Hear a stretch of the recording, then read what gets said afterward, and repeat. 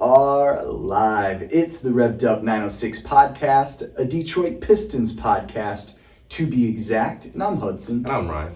And before we get into today's episode number 30, I want to shout out Grind Clothing Co. because they are our official merch sponsor. And you can find the links to all their merch drop in the description below and in our YouTube bio. So go check out all their merch drops. And then also we have collabed with them with some of our own merch. The hat that Ryan's wearing on our website, we have a very similar hat. So go check that out and make sure to buy some of your Revved Up 906 podcast merch.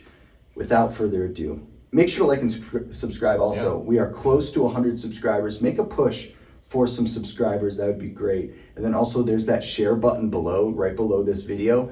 You can share it on any social media platform of your choosing. Share it with your friends, family, colleagues. Make sure to spread word about Revved Up 906, your favorite Detroit Pistons podcast. All right, now let's get into it. Episode number 30. This week, now that we're getting a little bit closer to the draft, we figured out that the Pistons are now fallen to the 5th pick in this year's draft. Not what most fans expected, not really what we expected. If you look back on our Instagram, you'll see a lot of clips us talking about Victor Wembanyama. We were counting our, eggs before they hatched, but here we are at the 5th pick, and it's very obvious that the Pistons need some help at the small forward position. So we're going to talk about what our needs are at the 4 and 3 position, and then also what possible draft prospects will fill that small forward role the best. And we're going to try to bring up some guys that maybe you haven't even heard of to kind of get your mind around who you might be seeing at this 5th pick and who Troy Weaver might pull the trigger on. Yeah. I know that when we picked up Killian Hayes in 2020, he is not really who I expected. I thought we were going with Tyrese Halliburton. So with this 5th pick, you just never know where Troy Weaver's head is at and the future Detroit Pistons head coach, what they're thinking. So let's get into it. Now, when thinking about who we need at small forward, obviously the last small forward we got in the draft was Saddiq Bey. We saw him get traded last season midway through, and we picked up James Wiseman. Yeah. So when kind of addressing what we need at the small forward position, I think about Saddiq a lot because in many ways he did offer what we need, right? A 3-point shot, solid defense, but it didn't work out. We ended up trading him away. So what's at the top of your list of whoever the Pistons select, what they need to be? So I really think, and a lot of Pistons fans would agree, we need a wing that can play defense. We need that. Yep. Our defense is lacking, for better words. It's not good. We need a defensive anchor. And now, we have Jalen Duren. Of course, he's a defensive anchor. But we just really need to add more defensive pieces. Outside of Killian and Jalen Duren and arguably James Wiseman. Yeah. Outside of them, it's kind of like on defense. Now, not saying Cade isn't an excellent defender. He can be at times. Jaden can be an excellent defender at times. Right. But these guys, their bread and butter isn't defense. And so what I think we need is a guy, not specifically a defender, but we need a guy who can facilitate and defend. And so that's why there's so many different guys you could take with this 5th pick. I hope not Jarris Walker, just saying. Right, even though he's defensive-minded. Yeah, even though he's defensive-minded. The thing for him is he's lacking offense. He can't shoot. Right. He really can't shoot. He doesn't have a 3-point shot. He's more of a 4 than a 3. And honestly, we pretty much already have him on the roster, and that is Isaiah Stewart. Right. Jarris Walker is Isaiah Stewart. Very similar. And even Eugene Omoruyi, to be fair. Yep. So my top guy personally to fit this role would be Taylor Hendricks. And most of you, nobody even knows who he is realistically. Right, so let's get into it. He went to UCF. He was a freshman this year. He'd be essentially a one and done. Now UCF plays in the AAC, which isn't a top tier conference in college basketball, but it actually was this year because you had the likes of Houston and Memphis both in it. Right. Both of them were great this year. Yeah. Houston, of course, had Jarris Walker. Yep. And then Memphis, you have Penny as your head coach, and you also had Jalen Dern go there, and James Wiseman, and et cetera. So you had a lot of talent coming through Memphis and coming through Houston recently. So UCF, of course, they weren't very good this year. Finished about 19-15. They're not good. I'm not trying to sugarcoat it or anything. They're not good. Obviously, Taylor Hendricks was the best player by far. When you watch the highlights and you look at him and you really break down his game, it's like, okay, he might be better than Brandon Miller. And I know that's a bold take because Brandon Miller is a stud. But when you break down the stats and you watch the highlights, I would lean for the amount of value you could get at 5 with Taylor Hendricks, a guy that nobody really knows, versus Brandon Miller, who's for sure going to go in the top 3, most likely. We won't even consider drafting him because I don't think he's going to fall. But the amount of value you could get for Taylor Hendricks is just off the charts. So let's start with, I don't know anything about Hendricks. Yeah. Let me preface this. So with me and the viewers not knowing much about him, let's talk about the measurements. What is he looking at? What's his height? What's his wingspan? What are we talking? His weight? Yeah. So he is 6'9", 210. And that's pretty. Good weight. That's good for a small forward. Where is it? You look at the combine stats because for me that's a big thing when you're comparing these guys. Yeah. Because like Cam Whitmore isn't very big. Cam Whitmore is 6'7", 232. Yeah, he is bigger in the weight department, but realistically he's a guard. You watch the highlights, he's a guard. Right. Taylor Hendricks though, his standing reach is 8'11", which is actually the biggest amongst all of the wings. I like that. His standing vertical is 32 and a half. His lane agility, 11.27. That's seconds, by the way. Height without shoes, he is 6'8" and a half essentially. Right. Which that's still pretty big. Yeah. And so you even look at like max vertical leap, 36 inches. Like that's pretty big for him. And then you look at 3/4 sprint, 3:32, which is actually the fastest amongst all the wings. Given his size, it's just impressive. Right. And then his wingspan, 7 feet. Right, that's great. So, like, I love to see that. The measurables are all there. It's everything you would want in a player. And then you go in and you break down the stats, really. Stats, his season averages, played 34 games this year, averaged 35 minutes a game, which is a lot. Yeah, that's a lot. He shot 48% from the field, Woo! 40% from 3, and 78% from the free throw line. Let's go. Like, he can shoot. Right, what's his point averages? He was averaging 15 points a game this year. Okay. And he averaged 7 rebounds, 2 assists, 2 blocks, a steal. Oh, come on, barely people. a turnover, 2 fouls. Like, if you look at his stats, they're all there. Yeah. And then you look at his totals.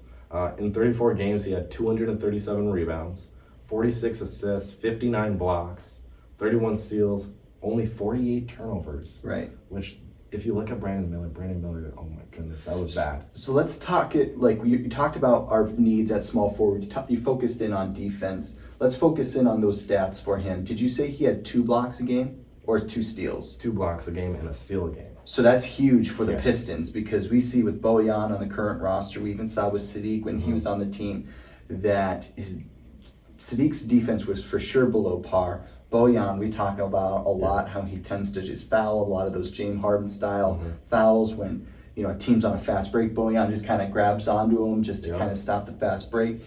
A guy like Taylor Hendricks, who's coming in, off of a tough conference and showing that he can average 2 blocks and a steal throughout a 35 game season. That is just terrific to be able to keep that consistency because at the college level, it can be hard to keep that on the defensive side. And he didn't turn the ball over a lot, and he didn't foul a lot. And then you compare that, and he also had 515 points on the season in 34 games, which is impressive. Right, totally. But then you looked at Brandon Miller. Brandon Miller played 37 games this year because of the tournament and everything. Had 305 rebounds in 37 games, 76 assists, 32 blocks, 33 steals, 81 turnovers, and 87 fouls. In 37 games. In 37 games. but also has 696 points. Right. He knows how to get a bucket. He knows how to get buckets. He knows how to rebound. He knows how to pass. But the blocks and the steals, the turnovers and the fouls aren't there compared to Taylor Hendricks. Right. And if you look at that, blocks and steals, if we're looking at getting a defender with this pick, Taylor Hendricks by far exceeds Brandon Miller. And so that's why, to me, he sticks out. I've seen in mock drafts him going as high as 5 and as low as 10. So in that ballpark of where we'd be picking, essentially. Right. But he's my favorite by far. And a lot of people are projecting Cam Whitmore there. I just don't see it. To me, Cam Whitmore is Saddiq Bey 2.0. Yeah. And there's no disrespect there, because I love Saddiq. And I love the ability of a Cam Whitmore. But his stats, they're not terrible, but they're not great. Yeah. When you look at blocks and steals compared to a Brandon Miller or even Taylor Hendricks, it's not there. He only had 9 blocks. Right. 37 steals, which is kind of there, but it's not. But my knack on him is he needs to have the ball in his hands to be effective. Right. Because he only had 19 assists this year, meaning he doesn't pass the ball. Yeah. And I broke it down even further in their losses. What did he do? And it was either he was only taking 7 shots and that was it, or he was taking 20 shots and they were still losing. Right. And so, and then you look at his the size of him, without shoes, he's only like 6'5". Right. And he really is a guard. Right. He's just a heavier guard.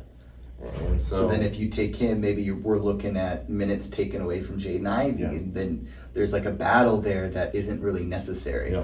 And honestly, he kind of reminds me of Anthony Edwards a little bit in his play style. Yeah. But Anthony Edwards is a far better defender than Cam Whitmore is. Right. And I just don't see the value of taking a guard at the 5th overall pick when you have the possibility to take arguably one of the best players in the draft, Taylor Hendricks, who I think could be better than Brandon Miller.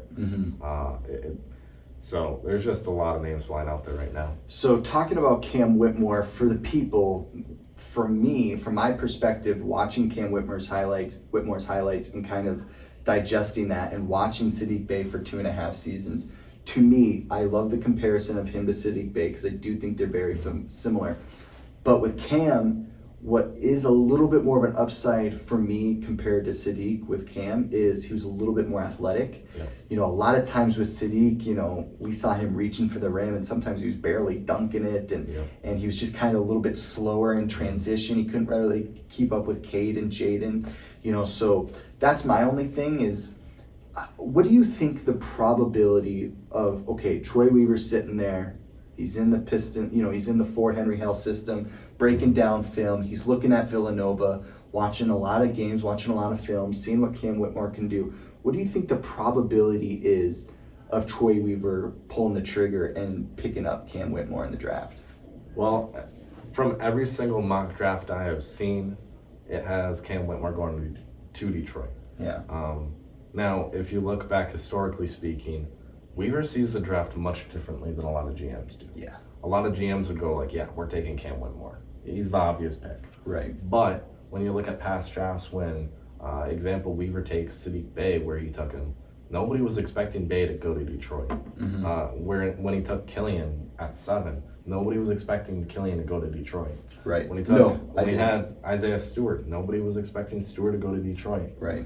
And then even Ivy in the situation, nobody thought Ivy was gonna fall. No, we thought we were getting Murray. Yeah, and we didn't, and we got Ivy. So obviously Weaver knows how to take talent when he sees it, but he also likes surprising a lot of people, and that's why you're in a position right now where Cam Whitmore may be the obvious choice, but when you look at what the team absolutely needs, he just looks like another guard, and so therefore I don't necessarily see Weaver pulling that trigger. Right. I want to bring up a name that we've mentioned to each other in, you know, personal talk, you know, when we're driving to softball or whatever, we're talking Pistons. You know, there's a guy I want to talk about that he's listed as a guard, but his height is 6'8". Yep. He plays at Kansas, and his name is Grady Dick. Yeah. I'm not saying that the Pistons for sure got to take this guy at 5, but we at least have to address it because, you know, he's not talked about a whole lot. People have him slipping maybe around a 10, 12. Mm-hmm. But I want to highlight Grady Dick a little bit. This guy averaged, first of all, he was Big 12 all freshman. He averaged 14 points per game, 5 rebounds, nearly 2 assists, 44% from the field, 40% from the three-point line. Now, I've tried to watch every small forwards film in this year's draft just to kind of get a feel for, okay, he would look good along Cade, or yep, he can do what Bojan does but with solid defense, or, you know, him and Jalen Duren will look good in the paint together when it comes to guarding the 3 and 5.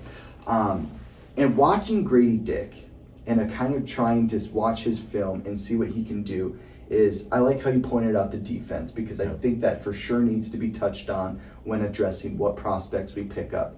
I also think 3-point shooting is something that needs to be addressed with the prospect we pick up, because when talking about Grady Dick and in the Pistons' future, I really think Bojan Bogdanovic isn't a long-term guy with the Pistons. Yeah.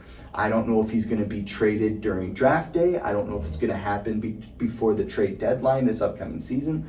I don't know when it's going to happen. I just have a feeling that Bojan isn't going to be the guy, that he isn't going to be around for 2 to 3 years. So that 3-point shot has to be addressed, because if we lose Bojan, which I suspect, we need help from the 3-point line. Jaden Ivey, I think, will get better at the 3-point shot, but right now isn't there.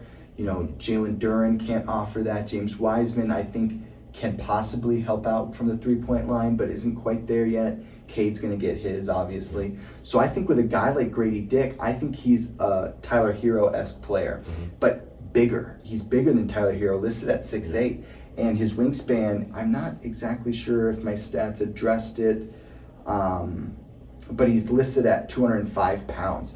So the size is there to be able to play small forward. I think Troy Weaver and our coaching staff wouldn't mind him at the 3 position, just because we don't need a shooting guard, we don't need a point guard, which Grady Dick isn't neither of those in my mind. I think he's a spot-up 3-point shooter. I think he would play well alongside Cade. You know, we talked about with Bojan and Sadiq that they need a lot of time with the basketball. Grady Dick does not need to do that. He's got the clutch gene. He can be that catch-and-shoot player off the pick and roll, or just normally through the offense, getting his shots up. He's a high IQ guy that I can maybe see him working out. Yeah. So for Sorry, me, I talked a lot there. No, you're good. You're good. You really had to break him down. He's one of your guys. I appreciate that. Yep, thank you.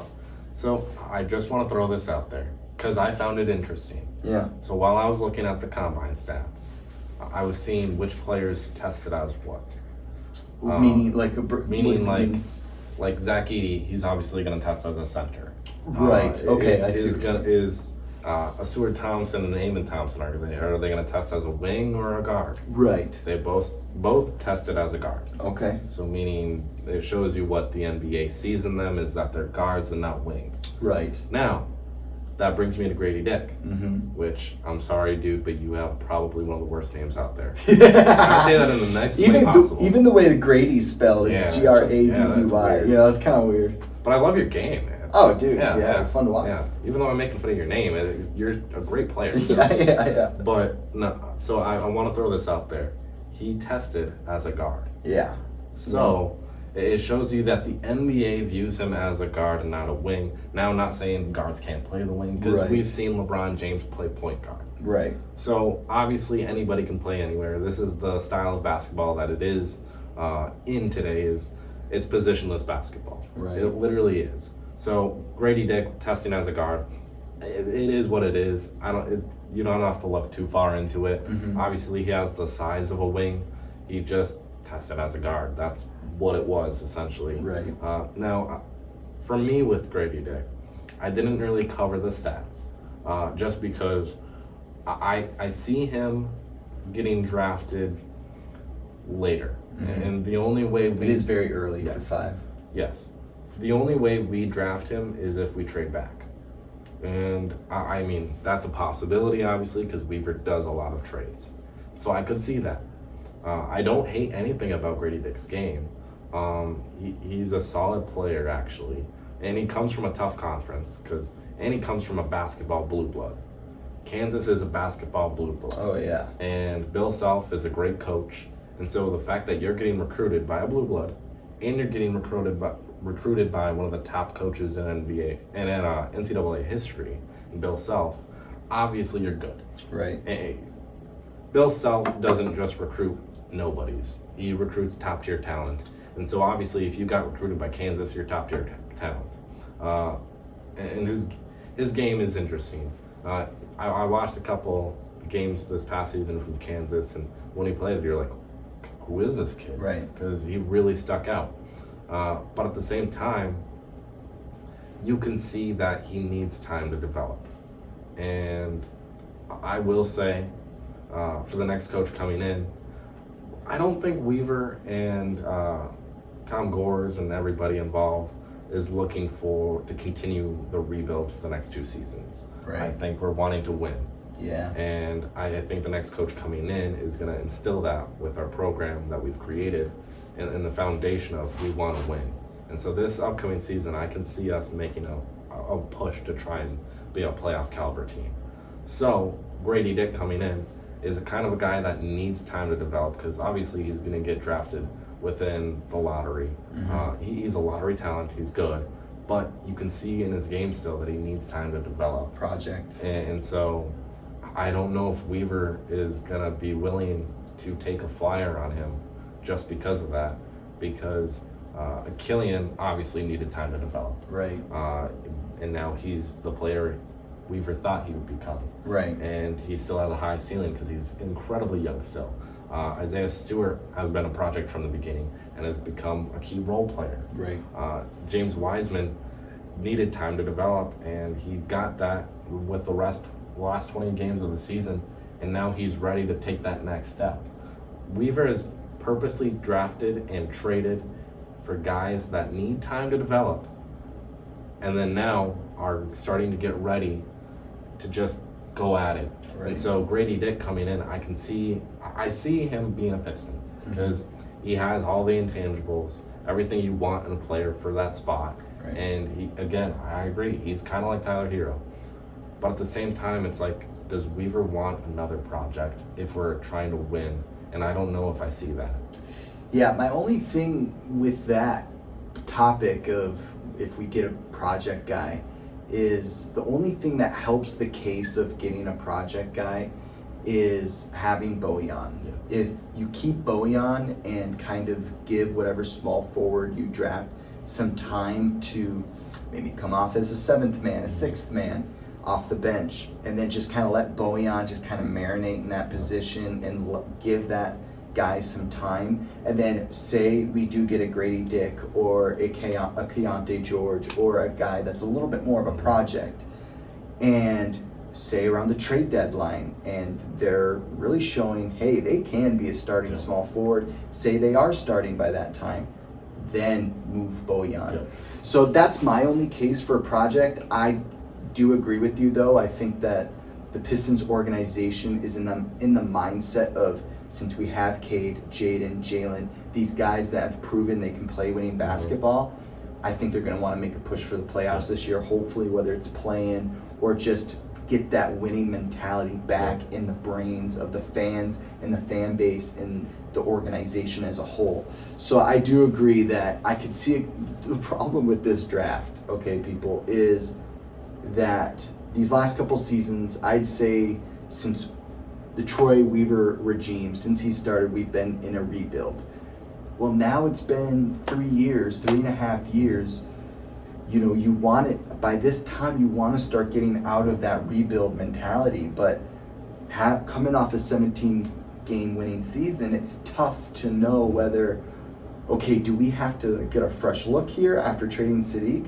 Or are we full on getting a guy that can just come in and prove that he can get buckets and now we're a winning team? It's so tough because we're kind of in that flip-flop area where are we at right now? I would love to see Troy Weaver's thoughts on, okay, he knows that this can be a winning team, or yeah, guys, we're in a rebuild again. You know, I'd love to see his thoughts on that. What I think it is he thought we were going to win more than 17 games this year.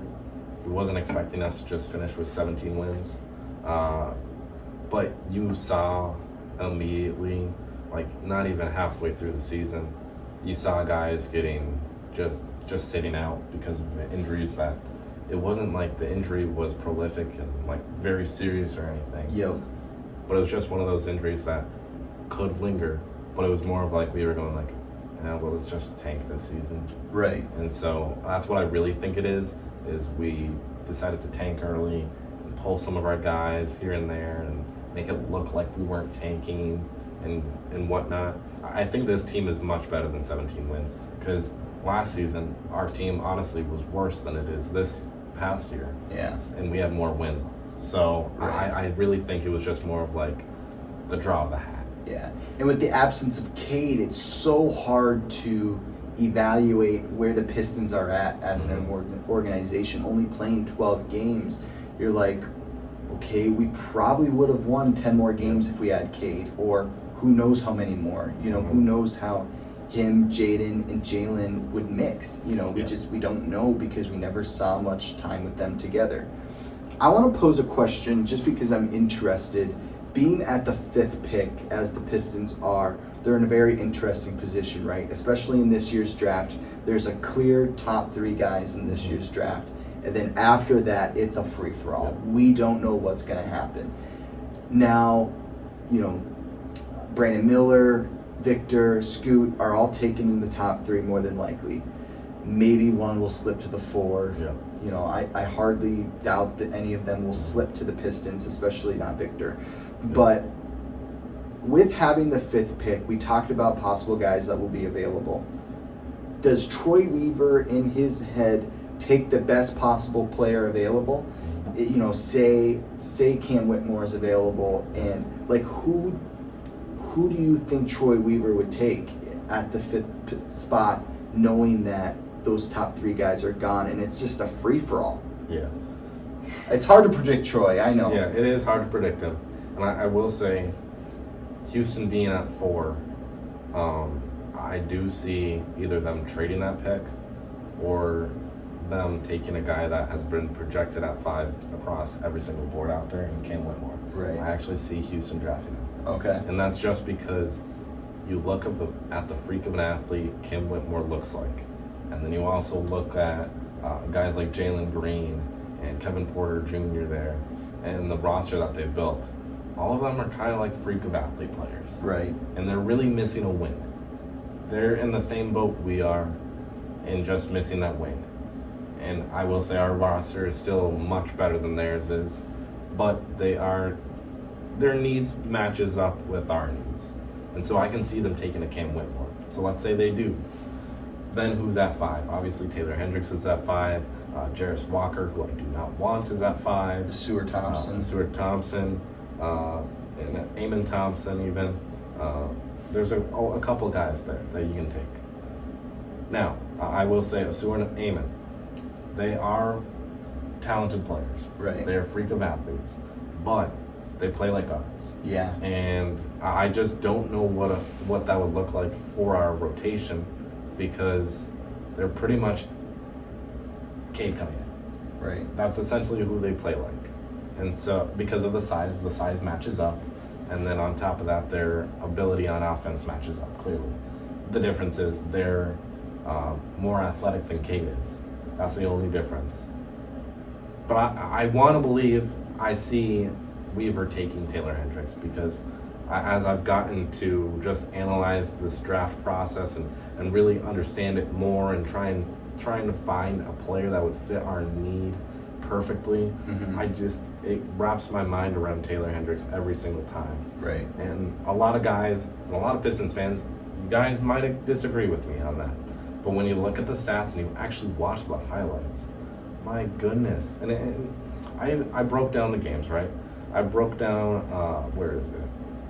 I broke down the games in which they lost and what he did during them because I feel like that's crucial. Oh, for sure. You need to be able to see that, right? And so, like, you look at Let's look at Miami. They played Miami this season. Miami, of course, great basketball program. Yep. Jim Larinaga, one of the better college basketball coaches of all time. They lost 66-64. He only took 9 shots, which you're like, oh, only took 9 shots, but he still had a great. Okay, he didn't have a great game. He had a good game. Mm-hmm. He had 8.7 rebounds, 1 assist, 1 steal, 1 turnover, and 2 fouls, but shot 100% from 3. Right.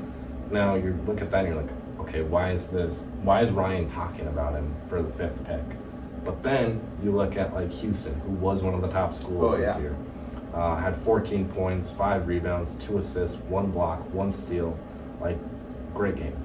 Then you look at like Houston again, 17 points, 7 rebounds, 2 assists, 4 blocks, 1 steal, 1 turnover, 4 fouls, shot 60% from the field and 40% from 3. 60%. That's a great game. Yeah. You go against Cincinnati, took 14 shots, had 21 points, 8 rebounds, 2 assists, 1 steal, 1 block. Like every single game you look at, he's had consistently a block a game, and it's more than a block, really. And it's like he's kind of like he is actually like Jalen Duren in the sense that he is very unselfish. He does not need to have the ball in his hands to be successful. He's a defensive anchor essentially, but he's much more than that because he can score. Right. And so when you look at who could be possibly available at 5, obviously Taylor Hendricks is available. Cam Whitmore, there's possibility he gets drafted at 4. Jarris Walker should be at 5. I don't see Houston even touching him because, like me, I would not even touch him. And he's a lot like Kenyon Martin Jr. Yep. You know, they have a couple of guys that are kind of like him. Yeah, so there's a lot of guys that it's scary because you look at all the guys that are available. Not a lot of them are like have star written all over them. Right. A lot of them have project written all over them. I don't want to say that the pick is obviously Taylor Hendricks because I don't know what the pick is going to be, but I've just fallen so much in love with this kid because you look at everything he does and you watch the film and no matter what it is, he just looks like he's built for the NBA. He looks like he's built to be a Piston. Mm-hmm. And I just see him working so well off of Jalen Duren, James Wiseman, Cade Cunningham, Jaden Ivey. Like our entire lineup and our entire roster, I see this kid working out because he's everything we actually want. Yeah. And so right now, for me personally, I will say a lot of people would disagree, but I think we are actually in the best position to draft this year. And that's because when you look, historically speaking, through any rebuild, you always want to get the guy that's obviously the best player in the draft. You always want to get that. You always want to get a top 3 pick. Right. But being at 5, it's actually a good thing because no matter who you draft at 5, obviously they're good enough to be in the NBA for 1, Mm-hmm. and obviously they're good enough to be that high of a pick for 2, and then you don't need to take a stud, an absolute stud with that pick, because if you take a stud, like let's say we did get the number 1 pick and we got Victor, right? We might have had to move Jalen Duren or Right. James Wiseman or one of those guys, and so it'd be like we'd be shaking up our roster to get a great player. Right. And that's not the point of a rebuild. You're trying to get all these collective units together to have success. Right. And so you'd shake up the entire roster to get a guy.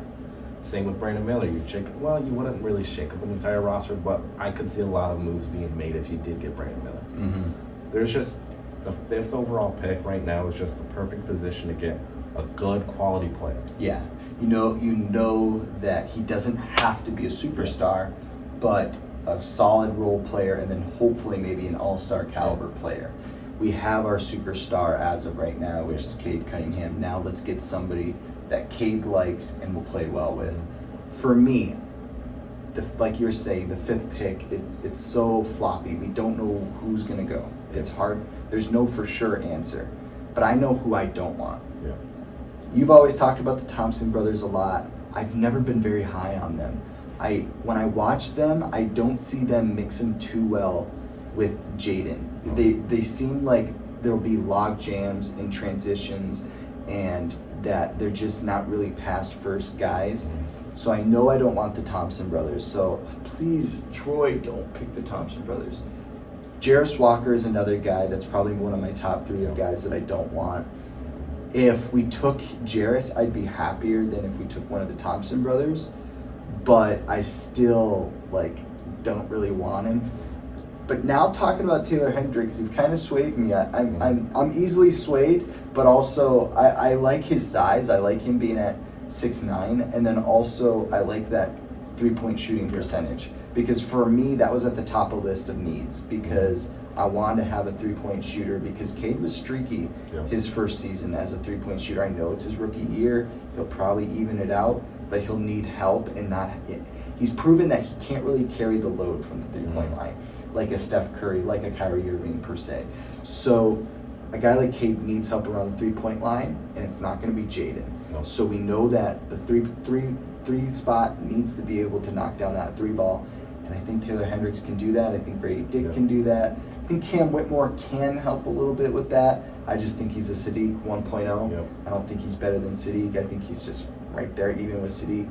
So a lot in question with the Detroit Pistons. When we started our season evaluations with Jaden Ivey, that very first season evaluation, we talked about how there is so much in question with the Detroit Pistons, from the head coaching job to the draft picks to the possible trade rumors. Yep. The Pistons are in such a spicy situation right now, and it has been very fun following the Detroit Pistons. They were going after Monty very hard right now. I know, that's what I keep hearing. Tom Gores is calling up Monty every day. Shams reported it too, and that's actually a credible source.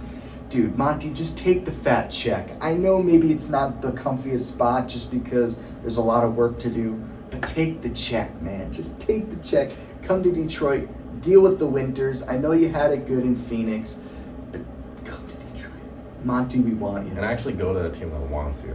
Exactly. And I'm saying this in the nicest way possible. We want him. We Super want bad. you. We want you. I want to see the Little you know, like how Little Caesars Arena has like the American flag lights. I want to see the lights shining off Monty Williams' head in Little in Little Caesars I thought Arena. you were going to go the route of the player banners around Little Caesars, because then I thought you were going to say that there was going to be a Monty banner. I thought that's the route. No, I took a way weirder route. You did, actually. But I want Monty. I want to see Monty on Bally Sports. I want George Blaha and Greg Kelser talking about Monty. I want him to be a Pistons coach so bad. So Monty, please just take the check.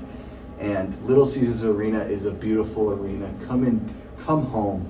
Come to the 313, please. That will do it for episode number 30. Thank you guys for tuning in. And if you are wondering, wow, the Revved Up boys have a great studio. They're set up pretty nice.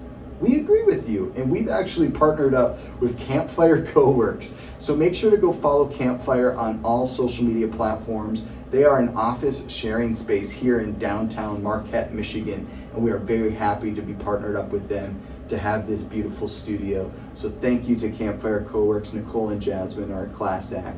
Thank you very much. And then make sure to like and subscribe. The Revved Up 906 Detroit Pistons community is growing, and we want to continue to grow. So make sure to continue to show some love to your boys. And we will see you guys in the next episode. Peace.